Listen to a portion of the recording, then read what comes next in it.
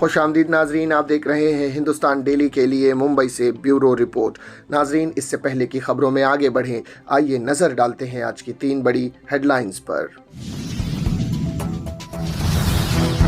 MNS कार्यकर्ताओं ने उत्तर भारतीय फेरी वालों को पीटा, कल्याण स्काई वॉक का मामला, वीडियो हुआ वायरल। नीतीश का जाति खेल, बिहार में पूरी हुई जनगणना, 63% पिछड़े, 15.5% ओपन, हिंदुओं की आबादी पर भी दिखा असर। नांदेड़ के सरकारी अस्पताल में मौत का तांडव, 24 घंटे में 12 बच्चों सहित 24 की मौत, सीएम ने दिए जांच के आदेश।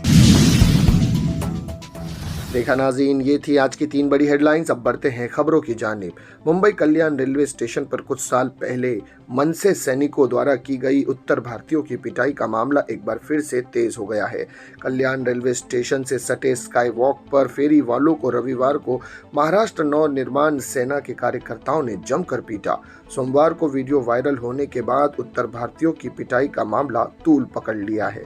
भाजपा सहित अन्य राजनीतिक पार्टियां इसे भुनाने में भी जुट गई है। बताया गया कि कल्याण पूर्व के स्काई वॉक पर किसी बात पर वाशिंद के रहने वाले एक युवक की फेरी वालों से कहासुनी हो गई थी। वाशिंद में रहने वाले युवक को आसगांव ट्रेन पकड़नी थी। स्काई वॉक पर उसने फेरी वाले से कुछ सामान लिया। बाद में उसने सामान को खराब बताते हुए पैसे वापस मांगने लगा। आरोप है कि फेरी वाले ने ग्राहक के साथ भाषा को लेकर अपमानजनक व्यवहार किया। विवाद बढ़ने पर दूसरे फेरी वाले भी जुड़ गए। इस बीच युवक ने चेतावनी देते हुए कहा कि मैं मनसे कार्यालय जाता हूं, फिर देखना क्या होता है। जिस पर फेरी वाले ने कहा, जा किसी को भी बुला कर लाओ, हम डरने वाले नहीं। मराठी युवक के साथ उत्तर भारतीय फेरी वालों के विवाद की जानकारी मिलने के बाद कल्याण पूर्व मनसे शाखा में बैठे मनसे सैनिक स्काई वॉक पर पहुंचकर फेरी वालों की पिटाई करने लगे। मनसे सैनिकों की पिटाई से घबराए उन अनेक फेरी वाले फरार हो गए। घटना की जानकारी मिलने के बाद रेलवे सुरक्षा बल के जवान पहुंचे। मनसे सैनिकों ने फेरी वालों को पुलिस के हवाले कर दिया। इस मामले को लेकर कल्याण रेलवे स्टेशन पर काफी तनाव देखने को मिला। वहीं इस बात को लेकर संजय निरुपम ने कहा कि मनसे की गुंडागर्दी हाल के दिनों में फिर से बढ़ गई है। क्या मंत्रालय में बैठे त्रिमूर्ति मनसे को शय दे रहे हैं? महाराष्ट्र के गृह मंत्री से मेरी मांग है कि इस गुंडागर्दी पर रोक लगाए। गरीब उत्तर भारतीय फेरी वालों की बेरहमी से पिटाई करने वाले गुंडों को गिरफ्तार करने का आदेश दें। अगर 24 घंटे में गिरफ्तारी नहीं हुई तो मैं स्वयं कल्याण जाऊंगा और फेरी वालों को न्याय दिलाने की लड़ाई लड़ूंगा। वहीं शिवसेना उत्तर भारतीय विभाग कल्याण के प्रमुख सीपी मिश्रा ने कहा कि चुनाव नजदीक आते ही मतदाताओं के ध्रुवीकरण राजनीति तेज हो जाती है। महाराष्ट्र में सभी वर्ग के लोग आपसी सद्भावना के साथ रहते हैं। हिंदी मराठी के विवाद को बढ़ावा देना गलत है। किसी को भी कानून हाथ में लेना नहीं चाहिए। तो ये थी नाज़रीन अब तक की पहली बड़ी खबर। आइए बढ़ते हैं अब दूसरी खबर की जानिब। बिहार सरकार ने सोमवार को जातीय जनगणना के आंकड़े जारी कर दिए। भारतीय गणना करवाने वाला बिहार पहला राज्य है।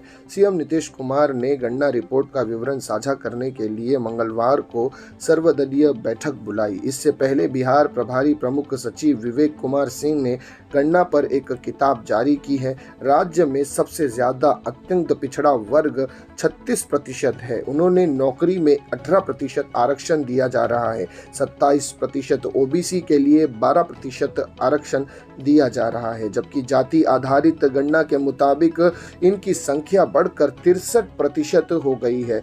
अपर मुख्य सचिव ने बताया कि गणना के अनुसार प्रदेश की जनसंख्या में बिहार के बाहर रहने वालों की संख्या 53,72,022 है। राज्य की कुल जनसंख्या 12,53,53,288 है। वहीं इसी मुद्दे को देखते हुए नीतीश कुमार ने कहा कि जाति आधारित गणना से सिर्फ जातियों के बारे में पता चला है, बल्कि सभी की आर्थिक स्थिति की जानकारी भी मिली है। इसी के आधार पर सभी वर्ग के विकास एवं उत्थान के लिए आगे कार्रवाई की जाएगी। वहीं गिरिराज सिंह ने कहा कि नीतीश कुमार को 15 और लालू यादव को 18 वर्ष वर्ष के कार्यकाल का रिपोर्ट कार्ड देना चाहिए था कि उन्होंने गरीबों का क्या उद्धार किया, कितने गरीबों को नौकरियां दी है।